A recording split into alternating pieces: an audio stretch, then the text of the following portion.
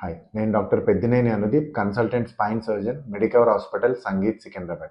So చాలామంది పేషెంట్స్కి open spine surgery అను endoscopic spine surgery differences అనేవి మనకి ఫ్రీక్వెంట్గా అడుగుతూ ఉంటారు.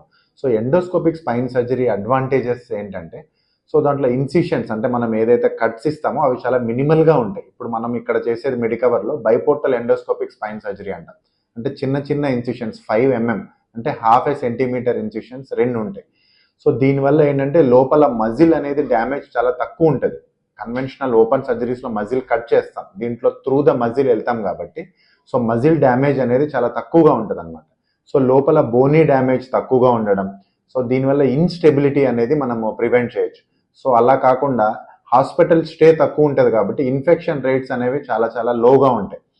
సో అట్లా కాకుండా టెక్నికల్ ఆస్పెక్ట్స్లో మనం మాట్లాడితే మనం ఈ ఎండోస్కోప్ అనేది 4K ఎండోస్కోప్ ఉంటుంది. సో చాలా మ్యాగ్నిఫైడ్ వ్యూలో చూస్తాం కాబట్టి కాంప్లికేషన్స్ అనేవి చాలా తక్కువగా ఉంటాయి. సో డే కేర్ సర్జరీగా మనం ఈ ఎండోస్కోపిక్ స్పైన్ సర్జరీస్ చేస్తూ ఉంటాం అన్నమాట. Thank you.